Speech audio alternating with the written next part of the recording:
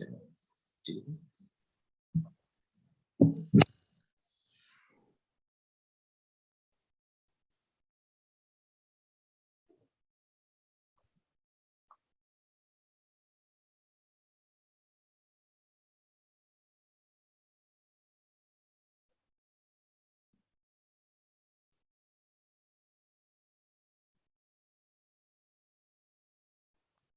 Does not seem to want to ring now. There we go. Yes. I swear we practiced this and it worked a few minutes ago. Cross my heart and hope to die. All right, we'll try that one more time. Let's see if it works. Something's locked up. Oh, here we go. Okay. Well, good morning and welcome to the First Unitarian Church of Alton as we try to juggle all of our lovely technology. We're there, we're giving each other grace and we're having some fun here. So bear with us, my friends. I thank you all who are viewing this remotely, and I am Robin Berkeley. My pronouns are she, her, and I am president of this congregation, and I also serve as a worship associate, and I am supporting today in the pulpit Kohenet Reverend Dr. Claudia Hall, who serves in many roles, not least of which is our consulting minister for First UU Alton. She's a parent advocate at Cardinal Glennon Children's Medical Center and is Missouri's first Kohenet or Jewish priestess. She tends land in southeastern Missouri with her family and is joining us on Zoom from there today. For those of you viewing for the first time, the First Unitarian Church of Alton is a small lay-led congregation located in Alton, Illinois. We welcome everyone to this home of comfort, spirit, justice, and hope, as well as a little bit of laughter as we struggle with this technology stuff. We are Unitarian Universalists. We open our service with the Prelude by our pianist Joy Heft.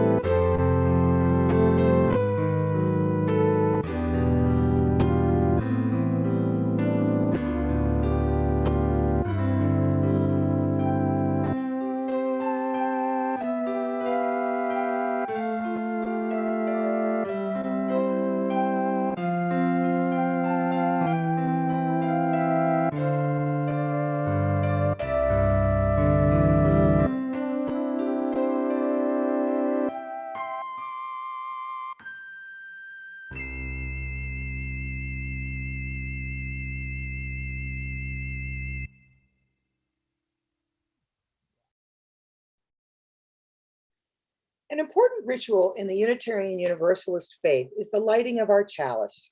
Unitarian Universalists have many different interpretations of the flaming chalice, including the light of reason, the warmth of community, and the flame of hope. Join me in celebrating all of these reasons and more. Join me in our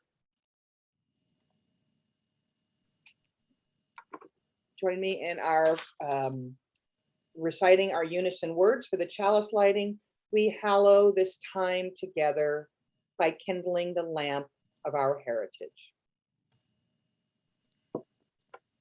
Our opening prayer this morning is the traditional Jewish bedtime prayer.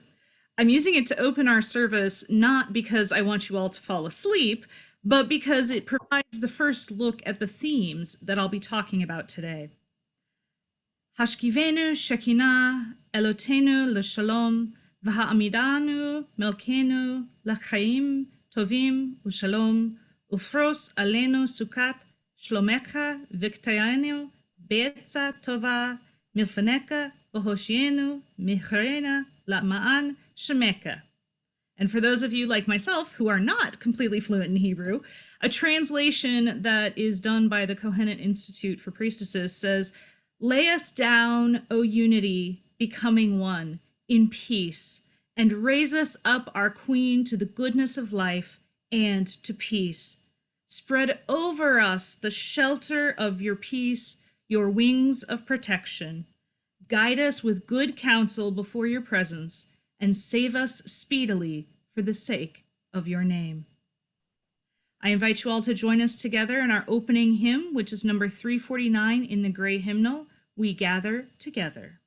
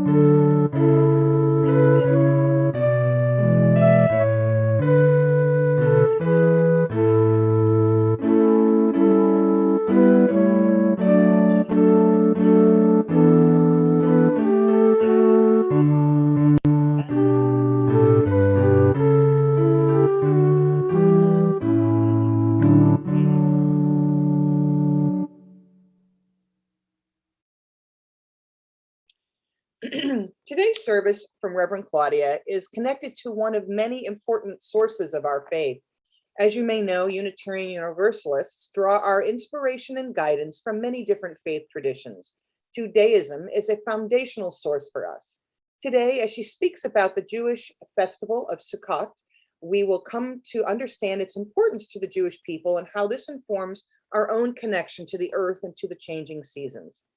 Today's sermon is most directly connected to our seventh principle, respect for the interdependent web of all existence. As well, it also resonates with principle number 3, acceptance of one another and encouragement to spiritual growth in our congregation. By educating ourselves on one of the many sources of faith of being a UU, we are opening up our hearts and minds to better understand ourselves and the values and principles that influence our own spiritual growth.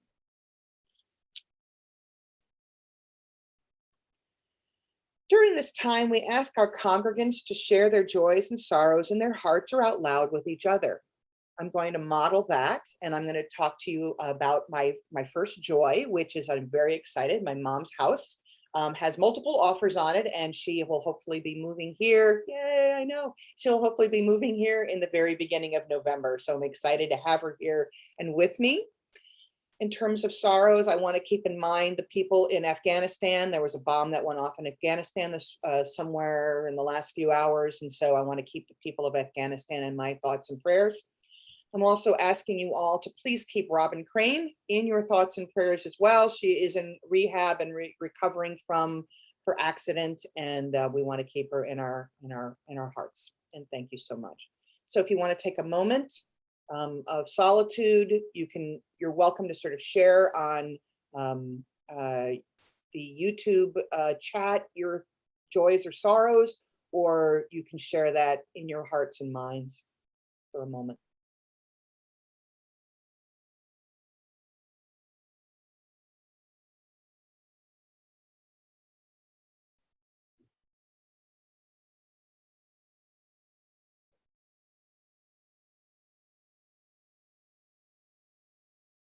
For all the joys and sorrows that are spoken and unspoken, we lift up those voices to the divine for inspiration.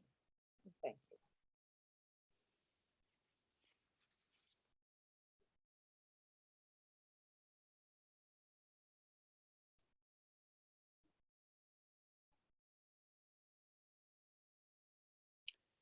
We offer the gentle reminder that this community of faith is supported only by your giving.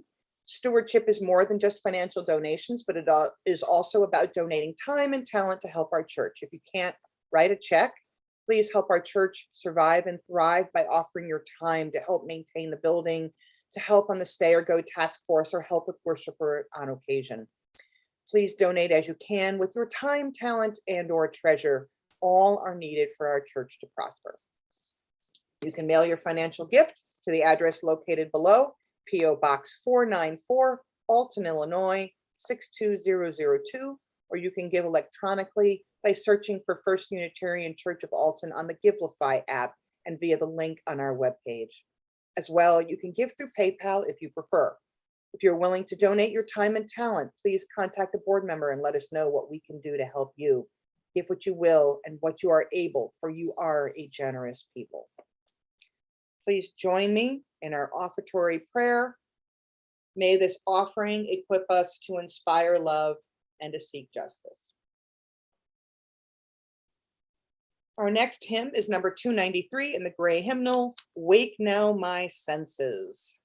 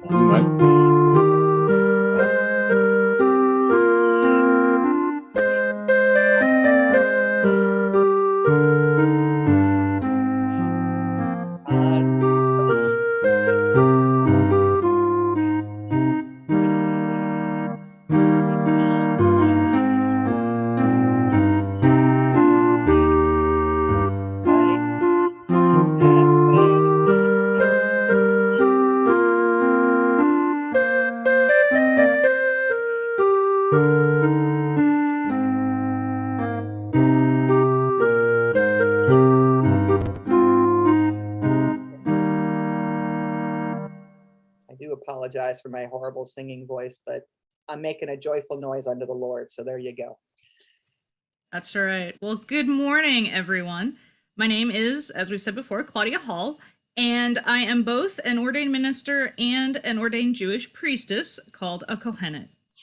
For all of you who are wondering what a Jewish priestess is, we are a feminist clergy that focuses on reclaiming the divine feminine throughout Jewish history, reclaiming and introducing her into modern Jewish spiritual practice and life spiral rituals.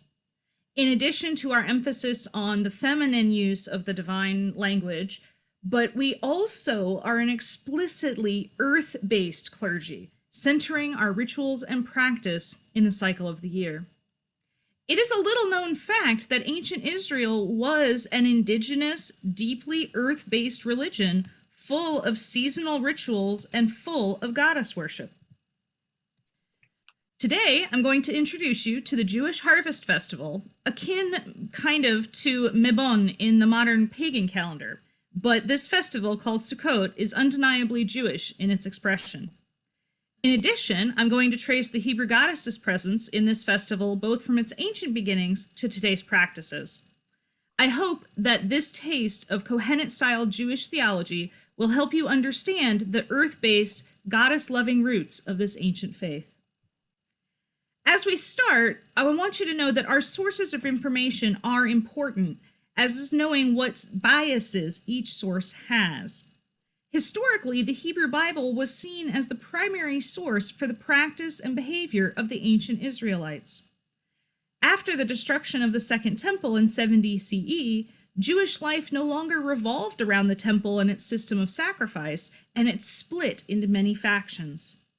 One of these factions became what we now know as Christianity, while another of these factions created a different system of observance that replaced the animal sacrifices with prayer and good works. These were written down and recorded in the books that are known as the Talmud. This faction became the primary faction of Jews around the world, and today, Rabbinic Judaism is the only Judaism for most people. Rabbinic texts were often seen as historically accurate. However, modern archaeology, historical studies, and so forth have actually added a wealth of information about the practices and processes of this religion as it has been practiced through the ages.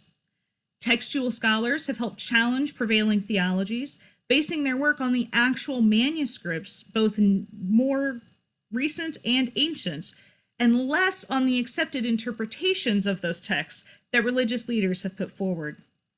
Finally, modern theoretical understandings, such as feminist theology with its hermeneutic of suspicion, have looked at the texts for what isn't said and seen their evidence of practice as much as what was proclaimed by the men in charge. All of these different approaches have produced a wealth of scholarship, but very, very little of this incredible work gets out of the ivory towers of academia and into public perception. So a lot of what I have to say today may very well surprise you, especially if you were raised with traditional Jewish or Christian interpretations of the Hebrew scriptures that often want to emphasize a unity of belief across history, something that is simply not factual. Israelite worship is incredibly different in prehistory from the practices of the prophets, which is just as different from Rabbinic Judaism. To clarify, I know there's a lot of different terms that I'm going to be using here. Israelite is the term that is used for the tribal people who practice the religion talked about in the Torah, in the Hebrew scriptures, and whose religion was centered on the temple in Jerusalem, among other places. After the destruction of the Second Temple, the Israelites were divided into many factions. The primary one is Rabbinic Judaism, although there's another one called Karahite Judaism, which we're not going to talk about today. And under Rabbinic Judaism, Jews, Jewish, and Judaism became the nomenclature for what we now think of as this religion. Israeli is the term for a modern person of any religion who is a citizen of the country of Israel. So right now we're talking specifically about the Israelites, the most ancient group of people who followed the God and goddess of Israel. Let's dive in. The ancient Jewish calendar is actually a cycle of the seasons, and each of those seasonal festivals was grafted onto this grand narrative of slavery and redemption that makes Israel distinct in the ancient Near East. The first of these festivals is the Barley Harvest, which evolved into the holiday of Passover. It is the celebration of release from slavery and the renewal of the earth. In today's world, we have a very stylized ritual based around the Exodus account more than a time of planting. But this timing is not coincidental. The fact that there was an ancient festival that was then added to and reworked for Israelite theology. Passover cannot occur until the barley has ripened and the flowers are on the trees. Starting on the second day of Passover, there's something called the Omer, which is counted for 40 days, and it's literally a sheaf of barley that you're supposed to wave and say, today I am counting day 6 of the Omer. Then the next day, today I'm counting day 7 of the Omer. And it was literally a way to count the amount of time that had to pass between the barley harvest and the grain harvest of Shavuot. The second major festival, as I just said, is Shavuot, the grain harvest. And today it has been connected to the Torah, the idea that bread is life and Torah is the bread of heaven. All-night study is a favorite part of this holiday, along with eating dairy foods for reasons that are very complex and beyond today's sermon. But it certainly is fun to stay up late, eat cheesecake, and drink hot cocoa. But originally, this festival was celebrating the grain harvest because that made up the majority of food for the ordinary person throughout the year. The third and last of these big seasonal festivals is Sukkot, which according to the Torah is a holiday where people are commanded to build temporary shelters and dwell in them for 7 days, doing no work at all on the first and last days. In all probability, this was really simple necessity. Farmers who lived in fortified little cities so that they wouldn't get raided by bandits or other people would go back and forth into the fields to tend to them, and during the fruit harvest, it was just easier to put up a little temporary tent rather than go back and forth from your home every day. Over time, especially as more and more people live in cities, it's become a fun holiday that reconnects people to the outdoors as they live in, or at least eat in, these temporary shelters. So this is kind of the earth-based origins of the harvest, because the Fertile Crescent in the Middle East has different seasonal cycles than we participate in often here in America. So we don't have, they have 3 big sort of seasonal cycles, and these 3 festivals were for that instead of the 4 seasons that we have in America. But the question is also, how does this connect to the goddess? Actually, I'm pretty sure some of you are thinking Jews only have one God, so what gives? I want to say here we're kind of entering into a bit of a realm of interpretation. There are many, many artifacts from the early centuries BCE, and there's a lot of historical records, but many of them have been altered, redacted. Some of them have just not been seen for what they might be. It is an established fact that in the ancient Near East, which encompasses the whole Fertile Crescent area that we now think of as Israel, Iran, Iraq, some parts of Turkey, that whole area in there, Egypt. In the ancient Near East, gods did not come alone. There was no such thing as monotheism. There was a local tribal god who took care of you and your tribe, and this local tribal god always had at least one consort, and sometimes many. This is true whether it is Inanna the goddess and her consort Tammuz, or if it's the god of the Israelites, whose name is listed in the text as 4 letters, Yud-He Vav-He, and his Asherah. Now, Asherah is really interesting because it means happy or blessed. So you basically have the Most High God and the happy, blessed goddess, which I think is just a fantastic name for a deity. Asherah is the ancient goddess of the Canaanite peoples and also of Israel. The goddess was represented by wooden or ceramic figures, while Yud-He Vav-He was represented by high places and stone altars. Normally they were right next to each other, so you would have a stone altar where there could be animal sacrifice, and then you would have next to it either a pole or a figurine. Some people think perhaps it was an entire grove of trees, like a sacred grove like modern Druid pagans have today. Asherah as this consort is usually just part of the rituals for everything. You see all of these Asherah figures. They're little standing figurines that have very large breasts, symbolizing the fertility of the mother goddess. A very ancient name for the God of Israel that has survived even through all the redactions in the text is El Shaddai, which means God of the mounds or God of breasts, a term that is hotly debated among modern, more fundamentalist people for origin and usage. Until the destruction of the first temple in 586 BCE, the Asherah figures are everywhere. They're in homes, they're in business places, they're in the temple areas, they're in, because again, they had the one big temple in Jerusalem, but there were lots of other high places listed, like Shiloh and other places, and most of these had Asherah figures. After the destruction of that first temple, though, there are far less, and it appears likely that goddess worship in Israel went underground after the return from Babylonian exile. If you think about it, there were a lot of reforms when they got to come back from exile that start to give Israel a distinct identity, mainly because this identity had been almost lost during the exile. The way it happened in ancient times is when one tribe conquered another tribe, the conquered tribe gave up their gods because obviously their gods hadn't protected them from the problem, so they weren't as good as the conquering gods. So they would just adopt the religion of whoever conquered them. And in fact, we know that many of the ancient Israelites did just that. They assimilated into Babylonian culture and are lost to the historical record. However, there were a few of the ancient Israelites who continued to practice and worship Yud-Heh-Vav-Heh in their own way. And it seems likely that when those people came back from exile, what they did was they sort of undertook a religious reform, almost a pogrom, that shoved the goddess underground because she was also a part of Babylonian worship, and they wanted to draw very stern distinctions between themselves and the other.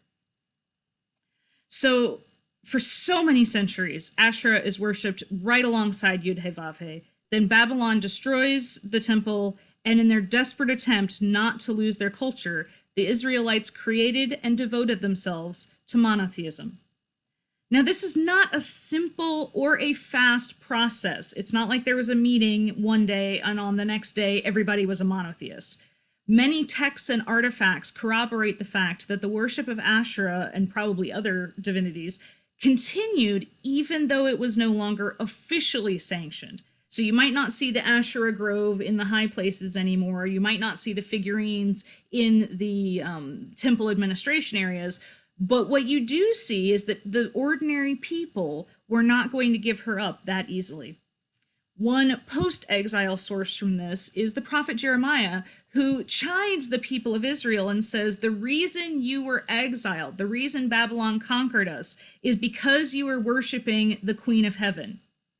The people, however, turn right around and tell Jeremiah, that's not how this happened. What happened is that not enough people were worshiping her, and that's why the Babylonians conquered us. If we had just been more devout in our worship of the goddess, then we wouldn't be in this mess today. So what we see recorded in the text is this theological argument about historical events. And lest we think that's only an ancient thing, every time there's a major disaster, somebody has to come up and say that it is the will of God that this thing is going on. Many, many people feel the need to make a theological argument about human and historical events. That's something in the ancient text, and it's something we deal with today. So you have this clash after the exile of theologies, this clash that one side says we have to get rid of the goddess, and the other side says, no, we have to keep her as part of our religion.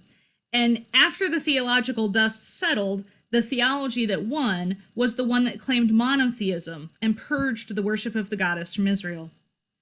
But monotheism caused some other problems, such as the idea that God, if there's many gods, then you can have big, powerful gods out there somewhere that are transcendent and almighty and all-powerful and so on, but you can also have gods that are here on earth doing things to help people.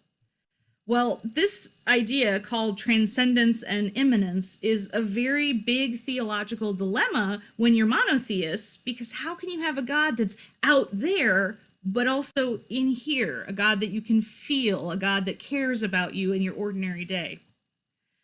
In Christianity, this led to the Trinity, the idea that you have the God out there, and then you also have the God that came to earth and walked around and was a part of the people. And then you have the Holy Spirit, which is the God that lives inside of you and enables you to do good works. This doctrine Jews soundly rejected because they believed that it split God into three. Unitarianism and Judaism share that opinion, but then there were still issues of how can God be here or apart, there and here and back and forth. And there's been a lot of different attempts to answer this throughout human history. Judaism, like all religions, has answers for this problem, but the most commonly accepted one that you find today, and really interesting, because this is a view that is held very, very tightly by the most fundamentalist Jews that otherwise reject women's rights, Jews that reject ideas of equality, Jews that reject LGBT inclusion, still hold to this idea, this mystical idea of the Shekinah. Shekinah, or Shekinah, as you may hear it said, is the name that is coined by rabbinical Judaism for God's presence on earth.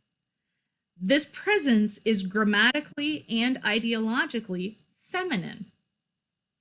In essence, the great mother goddess who was worshipped side by side with Yud-Heh-Vav-Heh in the most ancient times of Israel, she gets taken away and then she creeps back in as God's presence on earth. So what happens is you have monotheism, right? There's only one God, and this God is big and huge and out there.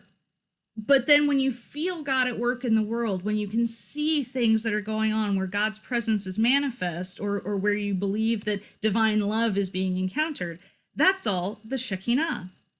The glory or the presence of God, who went into exile. She literally breaks herself off from the divine, the wholeness of the divine, kind of like if you take a slice away from a loaf of bread. It's still that same loaf, but this one slice is now over here.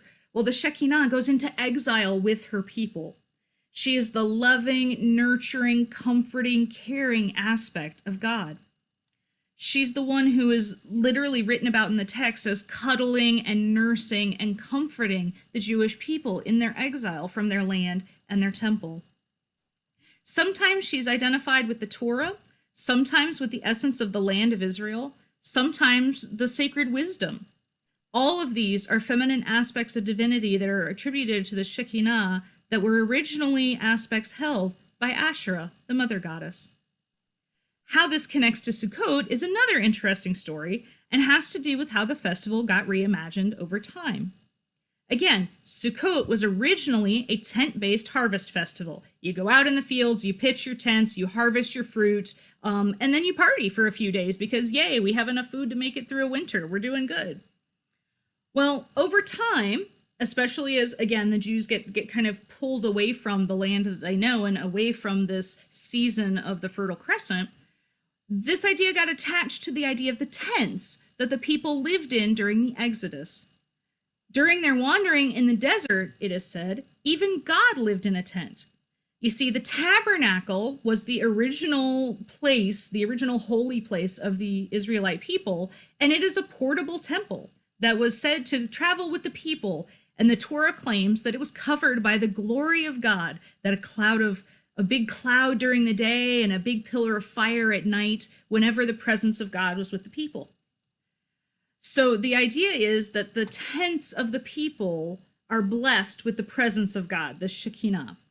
And so it became the custom that as the people remembered their ancestors living in tents by reenacting tent life with these temporary shelters called Sukkot, they called on the Shekinah to live in their Sukkot, just as she lived in the tabernacle. The Hashkevenu prayer that I said earlier asks God to spread wings of peace over us like a mother hen huddles up all of her chicks, and to shelter us in a sukkah, a temporary, fragile, but still there shelter of peace.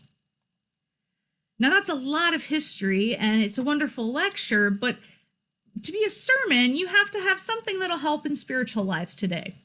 So what are things that you ordinary UUs around the world can take from this that could help you in your spiritual life. I would like to suggest 3 things. First, the archetypal divine feminine is available to everyone, regardless of what religious sources you may draw from. She exists in every single culture, even inside monotheism. For many who have been alienated by the patriarchy of monotheistic religions, this may offer you a way to reconnect to your past and to heal some of those deep wounds that patriarchy has inflicted on so many. Second, the idea that even the most hectic modern lives need to reconnect with nature in some way. We are part of the web of life, whether or not we acknowledge that fact. Making it a spiritual discipline to spend time in nature, to be exposed to the elements, to be participatory in that web of life, has benefits in every area. It's a fact, and many, many studies have proven it, that when we walk in the woods, when we just sit in nature, all kinds of chemical and biological things go on in our bodies that help restore us to balance. Even when the Jewish people were exiled from the land and its seasons, they have been sustained by a calendar of earth-based festivals. Third, the Jewish experience of exile, disaster, and reimagining is something we can all learn from today. As I said, historically, when people were conquered, they gave up and they just threw their hands up and assimilated into the victorious culture. The Jews are the first people that we know of that kept their culture and their religious life, even though they had lost the war, even though they were exiled from the land. The temple was destroyed. There was no way to do the sacrifices that every religion of that time thought were crucial to maintaining a relationship with the divine. The people were exiled from their land, taken away from the place that their grandfather and their grandfather's grandfather had dug and planted and nurtured and watered.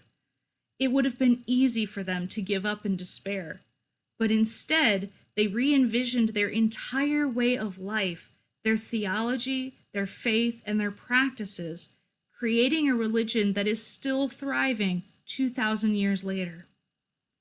Alton UU, and indeed the Unitarian Universalist faith as a whole, faces many challenges. There are challenges of losing the land. There are challenges of being disconnected from the ways that you have had for so many years. But theological creativity, a deep connection between the people, and spiritual disciplines like getting out in nature, like finding the divine feminine wherever she may approach you, these can renew and restore this faith and your faith, shaping it into something that can survive through the ages. Amen and blessed be. Our final hymn is number 69 in the Gray Hymnal, Give Thanks.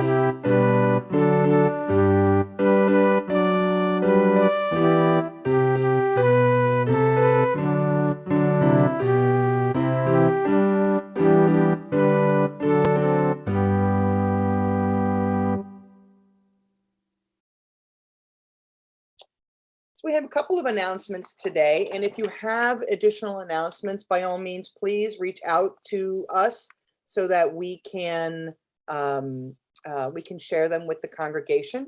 The first one is I heard from the state's attorney office regarding Philip Harris's case regarding the embezzlement that happened a few years ago. And that case is moving forward, and we'll be meeting with the state's attorney in a couple of weeks to address some of the issues going on and how we can best support the attorney's office as they continue with that case. So we will keep you abreast of that as things come up. We are in the beginning stages of a ministerial search. We are starting the application process, and we will hopefully have materials ready to go. If you have any interest whatsoever in helping us find a minister who can be our permanent go-to person, we would love to have you on board. If you want to be a part of that, you would be helping us with preparing the materials as well as interviewing a potential ministerial candidates. And so we're still making determinations on whether we want quarter time or half time or what that will look like. But, you know, we welcome your voice in that process. So please let us know if you're interested. Also, you know, we're continuing to make progress on our Stay or Go task force. And I'm sure you've read the newsletter. If you haven't, please do. I did a long and lengthy summary of where we're at so far in terms of our Stay or Go decision. We're hopefully getting some lovely support from the city to get an accessibility ramp up to our church and to our church sidewalks. So we're waiting to hear back from the city council on that, whether or not that's going to go through. But, you know, we're doing all the work we can, and we're gathering all the information. We're hoping to have some good stuff to share with you at our January meeting, so you know where we're at with things in a more formal way. And so we can start making some harder decisions over the next few months. Our plan then is to be working with Reverend Claudia to help us with difficult conversations, as well as creating our covenant of right relationship, because as we then move into our final discussions, hopefully at the end of our church year in May and June, we need to be making some tough decisions, and we need to have sort of a covenant of how we're going to navigate that discussion, which is going to be challenging and emotional.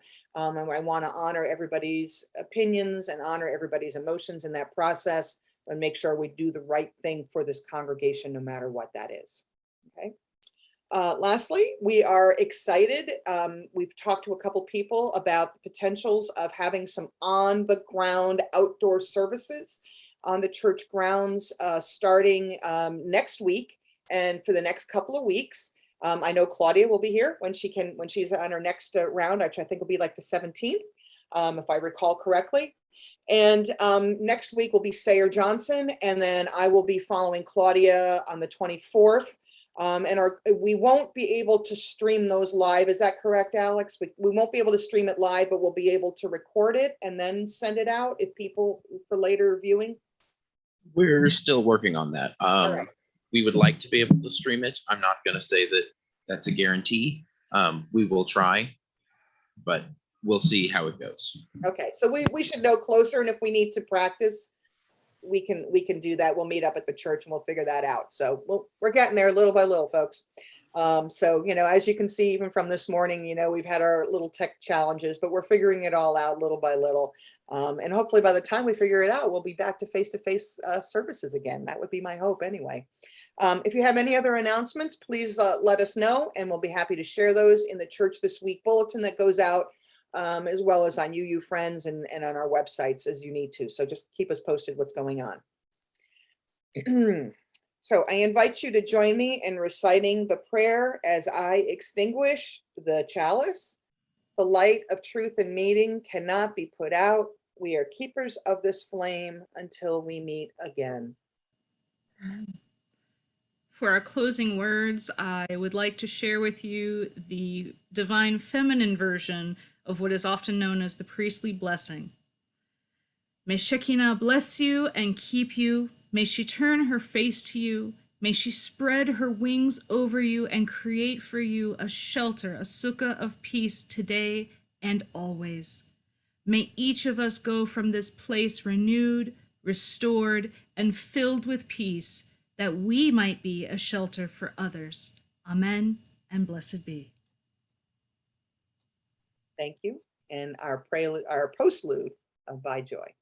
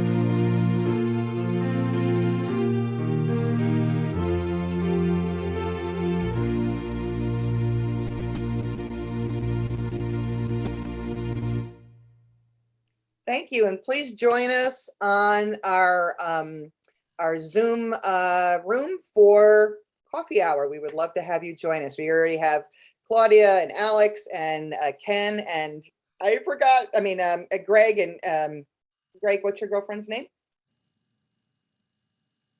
Debbie. Debbie, that's right. I couldn't remember.